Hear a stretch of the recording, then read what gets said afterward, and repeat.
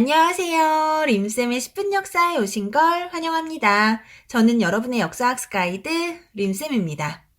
이번 시간부터 고등학교 내신을 위한 고등한국사 시작해 볼 건데요. 고등한국사는 중학교 때와는 다르게 근현대사의 비중이 상당히 높습니다. 한국사를 보통 정근대와 근현대로 나누는데요. 구석기부터 조선 후기까지가 정근대고요. 그 이유가 근현대입니다. 이 정근대 파트는 상당히 긴 내용이지만요. 고등한국사에서는 1단원에 모두 들어가 있어요. 그래서 이 부분의 내용은 중등 때보다 오히려 간결합니다. 특히 오늘 만나볼 고대는 더욱 압축적인데요. 이번 시간에 구석기부터 남북국 시대까지 한 번에 달려볼 테니까요. 잘 따라오시기 바랍니다. 그럼 고등한국사 1-1 고대국가의 지배체제 지금부터 시작해볼까요? 먼저 선사시대입니다. 우리가 또 선사시대만큼은 자신이 있잖아요. 가벼운 마음으로 구석기부터 만나볼게요. 한반도의 구석기 시대는 지금으로부터 약 70만 년 전에 시작됐고요. 도구로는 뗀석기를 사용했으며 대표적인 뗀석기로는 주먹도끼가 있습니다. 이러한 구석기 때는 수렵과 채집을 통해 먹을 걸 구했고요. 이동생활을 했으며 무리지어 생활했습니다. 다음은 신석기 시대인데요. 한반도의 신석기 시대는 약 1만 년 전부터 시작됐고요. 신석기 시대의 핵심은 바로 농경과 목축의 시작입니다. 이 농사의 시작은 정말 많은 것들을 변화시켰는데요. 먼저 도구로는 간석기를 사용했고요.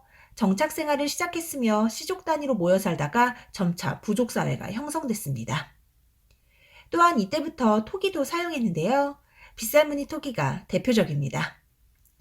그리고 드디어 청동이 출현하면서 청동기 시대가 시작됐고요. 이 시대의 대표적인 유물로는 비파형 동검이 있습니다. 하지만 청동은 워낙 귀했기 때문에 청동기 시대 역시 농사 등의 일상생활에서는 반달돌칼 등 보다 정교해진 간석기를 사용했습니다. 이러한 청동기 시대의 가장 큰 특징이 있다면 무엇보다 계급의 출현을 들 수 있는데요. 농업 생산량이 증대되면서 사유재산이 생기고 이로 인해 빈부의 격차가 나타나면서 계급이 발생한 겁니다. 그리고 이러한 계급의 출현으로 지배자가 등장하고 이 시기부터 군장국가 형태가 나타나기 시작했는데요. 그렇게 나타난 우리나라 최초의 국가가 바로 고조선인 것입니다. 그리고 드디어 인류가 철을 사용하기 시작하면서 철기시대가 도래했는데요. 이제는 무기뿐 아니라 일상생활에서도 철제 농기구를 사용했고요. 이러한 철제 농기구의 사용은 농업 생산량을 더욱 확대시켰고 이로 인해 더욱 활발한 정복전쟁이 일어났습니다. 그래서 이 시기 여러 연맹왕국들이 등장하고 국가 간의 교역도 시작된 겁니다. 자, 이렇게 구석기부터 철기시대까지 간단하게 살펴봤는데요. 다음으로는 우리나라 최초의 국가 고조선입니다. 고조선은 앞서 소개한 것처럼 청동기 시대에 등장했고요. 환웅 집단 등 여러 부족 간의 통합을 통해 성립됐으며 단군 왕검이 건국했습니다. 이 단군 왕검에서 단군이 제사장이고 왕검이 정치 지도자를 뜻하는데요. 이를 통해 고조선이 제정일치 사회였다는 것도 알 수 있겠죠? 암튼 이렇게 건국된 고조선은 랴오닝과 한반도 서북부 지역을 중심으로 발전했는데요. 이러한 고조선의 세력 범위를 알려주는 유물로는 비파형 동검과 탁자식 고인돌이 있습니다. 이러한 고조선은 나름 국가의 체제를 갖추고 있었는데요. 부왕이나 준왕 등 강력한 왕이 등장해 왕위를 세습했고요. 왕의 세력을 뒷받침해주는 관직인 상, 대부, 장군 등이 존재했습니다. 또 고조선에는 팔족법이라는 강력한 법이 있었는데요. 사람을 죽인 자는 즉시 죽이고 상해를 입히면 곡식으로 갚고 도둑질을 하면 노비로 삼는 등 보복적인 성격을 띠고 있습니다. 이를 통해 당시 고조선의 사회가 생명과 노동력을 중시했으며 사유재산을 인정한 농경사회였다는 걸 알 수 있고요. 이 노비라는 단어를 통해 계급사회 역시 유추할 수 있겠죠? 이러한 고조선은 위만의 집권으로 변화하기 시작했는데요. 위만과 함께 내려온 중국의 유이민들 덕분에 한반도에서도 본격적인 철기시대가 열렸고요. 고조선은 중개무역으로 크게 성장했습니다. 하지만 결국 한의 침입으로 고조선은 멸망했고요. 이후 한반도에는 여러 나라들이 등장했습니다. 그럼 이때 어떤 나라들이 생겼는지 지도로 먼저 만나볼게요. 위에서부터 순서대로 부여, 고구려, 옥저, 동해, 사만이고요. 이 마한과 진안, 변안을 합쳐서 사만이라고 부릅니다.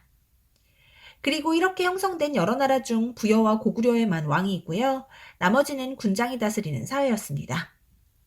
특히 부여는 왕을 중심으로 마가, 우가, 저가, 구가 4개의 가들이 모여있는 오부족 연맹체의 모습을 띠고 있는데요. 이때 각 가들이 다스리는 지역을 사출도라고 합니다. 하지만 부여는 결국 고대 국가로 발전하지 못하고 나중에 고구려에 흡수됩니다. 다음으로는 고구려인데요. 고구려 역시 왕이 있고요. 부여와 마찬가지로 오부족 연맹체의 모습을 띠고 있습니다. 이 고구려의 오부는 전로부, 계로부 등 5개로 구성되어 있고요. 왕 아래에 각각의 대가들은 사자와 조위, 선인 등 관리를 거느릴 수 있었습니다. 한편 옥저와 동해는 왕이 없고요. 읍군 또는 삼노라고 불리던 군장이 부족을 다스렸으며 이후 고구려에 흡수됐습니다. 그리고 한반도 남쪽에 위치한 삼안에는 마한과 진안, 변안 등 수십 개의 소국이 존재했는데요. 이 중 목지국의 지배자가 삼안을 주도했습니다. 이 삼안 역시 군장이 다스리던 사회였는데요. 군장을 신지 또는 읍차라고 불렀고요. 특이하게도 제사장인 천군이 따로 존재하는 재정분리 사회였습니다. 특히 이 천군은 나름 막강한 권력을 가지고 있었는데요. 천군이 제사를 주관하는 소도에는 범죄자가 들어와도 군장이 이를 잡을 수 없을 정도였으니 당시 천군의 권한이 상당했음을 알 수 있겠죠? 자, 이렇게 철기시대의 여러 나라까지 살펴봤는데요. 이제 본격적으로 삼국시대 시작해볼까요? 먼저 삼국의 성립인데요. 고구려는 앞서 소개해드렸고요. 백제요. 이 백제는 부여와 고구려의 유의민이 한강 유역의 토착 세력과 건국한 나라고요. 도읍지는 하남의 위례성이었습니다. 한편 진안의 소국 중 하나였던 신라는 주변 소국들을 복속시키며 성장했고요. 4세기 전반까지 박석김 3개의 성씨가 돌아가면서 왕이 됐습니다. 이처럼 삼국시대 초기는 강력한 부의 대표가 왕이 되는 연맹왕국의 성격이 강했고요. 각 부는 자치권을 행사할 수 있었으며 국가의 중대사는 왕과 부의 대표가 함께 회의를 통해 결정했습니다. 이러한 삼국의 회의로는 고구려의 제가회의, 백제의 정사함회의, 신라의 화백회의가 있고요. 특별히 신라의 화백회의는 만장일치제였습니다. 한편 변안의 여러 소국들이 연맹왕국인 가야를 형성했는데요. 이 가야는 철을 바탕으로 성장했고요. 초기에는 금관가야, 그리고 후기에는 대가야를 중심으로 성장했지만 결국 중앙집권 국가로 발전하지 못하고 신라에 흡수됐습니다. 자, 그럼 다음으로 삼국의 발전에 대해 자세히 살펴볼까요? 이 삼국이 국가의 기틀을 마련한 순서는 고구려, 백제, 신라순인데요. 먼저 고구려는 도읍지를 국내성으로 옮겼고요. 1세기 후반 태조왕 때 옥저를 정복하고 4세기 미천왕 때는 랑랑군을 축출하며 영토를 확장했습니다. 한편 백제는 3세기 고이왕 때 관등제와 건복제를 도입하여 국가의 기틀을 마련했고요. 마한의 목지국을 공격해 한강 유역을 장악했습니다. 이렇게 가장 먼저 한강 유역을 차지한 백제는 4세기 근초고왕 때 삼국 중 가장 먼저 전성기를 맞았는데요. 4세기 백제의 전성기 모습 지도로 만나보시죠. 와우, 이때 백제의 세력 범위가 상당했는데요. 근초고왕은 마한 전체를 병합하고 고구려의 평양성을 공격했으며 중국의 동진이나 외와도 활발하게 교류했습니다. 또 이때부터 백제의 왕위 계승 역시 안정을 찾게 됩니다. 한편 신라는 4세기 후반 내무랑 때가 돼서야 비로소 고대국가의 형태를 갖추기 시작했는데요. 먼저 진안 지역 대부분을 차지하며 영토를 확장하고요. 김씨의 왕위 세습 역시 확립합니다. 또 대군장이란 뜻의 마립간을 왕호로 사용했는데요. 사실 신라는 초기에는 왕이라는 칭호를 사용하지 않았어요. 거서간, 차차움, 이사금을 거쳐 4세기 내무랑 때 마립간이라는 칭호를 사용했고요. 6세기 지증왕 때가 돼야 비로소 왕이라는 호칭을 사용하는데요. 이 지증왕의 이야기는 잠시만 뒤로 미뤄두고요. 우리는 삼국의 항쟁에 대해 같이 한번 살펴볼게요. 먼저 고구려입니다. 앞서 4세기가 백제의 전성기라고 말씀드렸는데요. 이러한 백제로 인해 고구려의 위기가 찾아왔지만 4세기 후반 소수리망이 등장하며 고구려는 위기를 극복하고 중앙집권 체제를 확립합니다. 이러한 소수리망은 왕권 강화를 위해 불교를 수용하고 율령을 반포했으며 태학을 설립했습니다. 그리고 이후 등장한 광개토대왕은 영토 확장의 대명사죠. 광개토대왕은 남으로는 한강 이북을 차지하고 신라에 침입한 외를 격퇴해 신라의 영향력을 행사했고요. 북으로는 랴오둥반도와 만주 일대를 장악했습니다. 그리고 그 뒤를 이은 장수왕은 적극적인 남진 정책을 펼쳐 수도를 평양으로 천도하고 한강 유역 전체를 차지했으며 남한강까지 세력을 확장했습니다. 이처럼 5세기 한반도의 주인공은 고구려였는데요. 5세기 고구려의 전성기 모습 지도로 만나보시죠. 와, 정말 넓은 영토를 차지하고 있죠? 한편 한강 유역을 뺏긴 백제는 웅진으로 천도하는데요. 그곳에서 백제의 중흥을 꾀한 왕이 있으니 바로 무령왕입니다. 무령왕은 22담로를 설치해 왕권을 강화했고요. 이후 등장한 성왕은 수도를 사비로 천도하며 개혁 정치를 꾀했습니다. 이때 성왕은 22부의 중앙관청을 설치했는데요.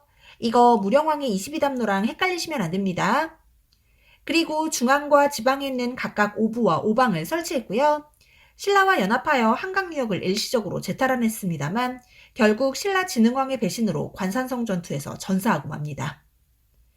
한편 가장 늦게 국가의 기틀을 마련한 신라는 6세기에 들어서야 비로소 중앙집권 체제를 확립하는데요. 먼저 지증왕 때는 왕이라는 칭호를 사용하기 시작했고요. 신라라는 국호도 이때부터 사용합니다. 그리고 버풍왕 때 불교를 공인하고 율령을 반포하는 등 본격적으로 국가체제를 정비했고요. 관리의 공복을 제정하고 군사 업무를 총괄하는 병부와 재상인 상대 등을 설치한 왕도 바로 버풍왕입니다. 그리고 그 뒤를 이은 진흥왕 때 신라는 마침내 한강 유역을 차지하며 전성기를 누리는데요. 6세기 전성기를 누린 신라의 모습 지도로 확인해 보시죠. 역시나 전성기답게 넓은 영토를 확보하고 있는데요. 이때 진흥왕은 대가야를 병합하고 북으로는 함흥평야까지 진출했습니다. 이러한 진흥왕의 영토 확장을 알려주는 비석에는 북한산 순수비를 비롯한 순수비들과 단양적성비가 있는데요. 특히 이 단양적성비가 문제에 자주 활용되니까요. 잘 기억해 두세요. 이렇게 전성기를 이끌었던 진흥왕은 화랑도를 국가조직으로 개편했는데요. 이러한 화랑도는 이후 삼국통일의 기반이 되기도 했었죠. 다음으로는 삼국의 관등제와 귀족회의인데요. 제가 앞서 소개해드렸던 삼국초의 회의들은 이후 귀족회의로 자리 잡았습니다. 이 중 고구려의 귀족회의는 제가회의고요. 제가회의의 수장은 대대로며 관등제는 10여 관등입니다. 그리고 백제의 귀족회의는 정사함회의, 수장은 상자평이고 육자평 형태의 관등제를 마련했습니다. 마지막으로 신라의 귀족회의는 화백회의고요. 17관등제를 정비했습니다. 이러한 고대사회는 철저한 신분제 사회였는데요. 크게 지배층인 귀족과 피지배층인 평민과 천민으로 나눌 수 있습니다. 이러한 신분은 세습됐고요. 신분에 따라 사회적 지위가 결정됐습니다. 이러한 신분제도의 대표적인 예로는 신라의 골품제를 들 수 있는데요. 골품제는 지배층 내부의 위계를 철저히 정한 상당히 폐쇄적인 신분제도입니다. 맨 위에는 왕족인 성골이고요. 그 아래로 귀족인 진골, 그리고 6두품부터 1두품까지로 서열이 정해져 있는데요. 아무리 똑똑해도 각 계급별로 올라갈 수 있는 관직에 한계가 있고요. 집의 크기나 수레의 크기 등 개인의 일상생활까지 철저하게 규제했습니다. 이 도표는 골품제를 상징하는 그림인데요. 시험에 자주 인용되니까 잘 기억해 두세요. 그럼 다음으로 고대의 경제정책에 대해 간단히 살펴볼까요? 먼저 농민안정책으로 고구려의 진대법이 대표적인데요. 이 진대법은 봄에 곡식을 빌려주고 가을에 갚게 하는 빈민구제법이었습니다. 한편 삼국은 조세, 공납력, 세 가지의 수치제도를 확립했는데요. 쉽게 말해 세금으로 토지세와 지역 특산물, 그리고 노동력을 요구한 거고요. 이러한 수치제도는 조선시대까지 이어지게 됩니다. 이렇게 삼국시대에 대해 살펴봤는데요. 그럼 이제 삼국을 통일한 신라의 이야기를 좀 해볼까요? 7세기 초중반 신라는 백제와 고구려의 공격으로 상당히 힘든 시간을 보내고 있었는데요. 혼자 힘으로는 감당이 안 된 신라는 당에게 도움을 요청해 나당 동맹을 체결합니다. 그리고 이렇게 형성된 나당 연합군에 의해 백제의 사비성이 함락되며 660년 백제가 먼저 멸망하고요. 668년 귀족들의 권력 다툼으로 혼란에 빠져있던 고구려 역시 나당 연합군에 의해 평양성이 함락되며 멸망합니다. 그리고 이후 백제와 고구려의 부흥운동이 이어지지만 모두 실패하고요. 당은 신라와의 약속을 깨고 한반도 전체를 집어삼키려고 했지만 이때 신라가 매소성 기벌포 전투에서 승리하며 한반도에서 당을 축출해내고 마침내 삼국통일을 완수했습니다. 하지만 이러한 신라의 삼국통일은 대동강 이남에만 한정되어 있는 반쪽짜리 통일이었다는 한계를 가지고 있습니다. 그리고 이렇게 성립된 통일신라는 신문왕 때 전성기를 누리는데요. 이 신문왕은 통일신라의 통치체제를 정비한 왕이기도 합니다. 그럼 지금부터 통일신라의 통치체제에 대해 자세히 살펴볼까요? 통일신라는 왕의 비서기관인 집사부를 중심으로 국정이 운영되는데요. 이렇게 집사부의 기능이 강화되면서 집사부의 최고관직인 시중의 권한이 높아지고요. 상대적으로 화백회의와 상대 등의 권한이 약화됩니다. 그리고 감찰기구로 사정부와 외사정을 설치해 귀족들을 견제했고요. 왕권 강화를 위한 국가 최고 교육기관인 국학을 설치합니다. 또 육두품들을 등용해 중앙행정의 실무를 담당하게 했고요. 관리들에게는 기존의 노급을 폐지하고 관료전을 지급했습니다. 관료전은 말 그대로 관료에게 주는 토지를 말하는데요. 땅을 준 건 아니고 그 땅에서 세금을 거둘 수 있는 권리인 수조권을 준 겁니다. 사실 그 전에 관리들이 받던 노급은 마을 전체를 주는 거라 그 마을의 노동력까지 관리들이 가져가 귀족들의 힘이 강했거든요. 근데 이걸 폐지하고 관료전이 지급됐으니 아무래도 귀족들의 권한이 많이 약화됐겠죠? 그리고 통일신라는 통일로 넓어진 영토를 보다 효율적으로 통치하기 위해 전국을 구주 5소경으로 나누는데요. 먼저 전국을 9개의 주로 나누고 그 아래 군현을 설치해 각 군의 지방관을 파견했습니다. 그리고 말단행정구역인 촌은 촌주가 다스렸고요. 특수행정구역으로 향과 부곡을 설치했습니다. 또 수도의 편제성을 보완하기 위해 5개의 주요 지역에 오소경을 뒀는데요. 이 오소경이라는 건 5개의 작은 경주라는 뜻입니다. 한편 신라에는 촌락문서가 있었는데요. 이는 3년마다 한 번씩 촌주가 작성했으며 각 마을의 인구수와 가축수, 토지 면적 등을 기록했습니다. 이렇게 촌락문서를 작성한 이유는 보다 효율적으로 세금을 걷고 노동력을 징수하기 위함이었겠죠? 한편 지방 세력을 견제하기 위한 상수리 제도도 있었는데요. 상수리 제도는 지방의 촌주를 일정 기간 동안 수도에 머무르게 하는 제도입니다. 그리고 통일신라의 군사제도는 구서당 10정이고요. 중앙군이 구서당, 지방군이 10정입니다. 이렇게 나름 탄탄한 통치체제를 확립했던 통일신라. 하지만 이러한 통일신라 역시 후기에 들어서며 귀족들의 권력 다툼으로 흔들리기 시작했는데요. 지배층은 타락하고 농민들은 곳곳에서 봉기를 일으켰으며 지방에는 실질적으로 통치력을 행사하던 호족이 성장했습니다. 그리고 이러한 호족들이 결국 육두품과 손잡고 새로운 사회를 건설하게 되는 것입니다. 한편 이 시기 북쪽에서는 고구려의 장수였던 대조영이 고구려의 유이민과 말가린을 이끌고 동모산에 터를 잡아 새로운 나라를 건국했는데요. 이것이 바로 고구려를 계승한 발해입니다. 이러한 발해에서는 3명의 왕을 기억하시면 되는데요. 이 중 무왕은 당과 신라를 견제했던 왕으로 당의 산둥반도를 공격하고 흑수말가를 제압하며 영토를 확장했고요. 인환이라는 연호를 사용했습니다. 그리고 문왕 때는 당과 우호관계를 맺기 시작했고요. 수도인 상경성을 건설하고 대응이라는 연호를 사용했습니다. 그리고 선왕 때 드디어 전성기를 맞았는데요. 이때 대부분의 말갈족을 복속시키고 요동과 연해주까지 진출했던 발해는 해동성국이라고 불렸습니다. 이러한 발해는 중앙통치체제를 삼성육부로 정비했는데요. 이는 당의 삼성육부를 본딴 겁니다. 하지만 정당성 아래에 육부를 이원적으로 관할하고 육부의 이름을 유교적 명칭으로 하는 등 독자적인 모습을 보이기도 합니다. 또 발해는 지방을 5경 15부 62주로 정비하고 지방에 도독과 자사 등 관리를 파견했고요. 최고 교육기관으로 주자감을 두어 유학을 장려했습니다. 하지만 이렇게 잘나갔던 발해는 10세기경 국력이 급격히 쇠퇴하며 결국 거란에 멸망했습니다. 자, 이렇게 구석기부터 발해까지 고대시대 전체를 숨가쁘게 정리해봤는데요. 오늘 준비한 내용 여기까지입니다. 이 부분은 내용이 워낙 많으니까요. 반드시 복습하셔야 되고요. 자투리 시간을 이용해 여러 번 강의를 보시는 걸 추천드릴게요. 오늘 정말 고생 많으셨고요. 구독과 좋아요는 언제나 감사드립니다. 그럼 안녕!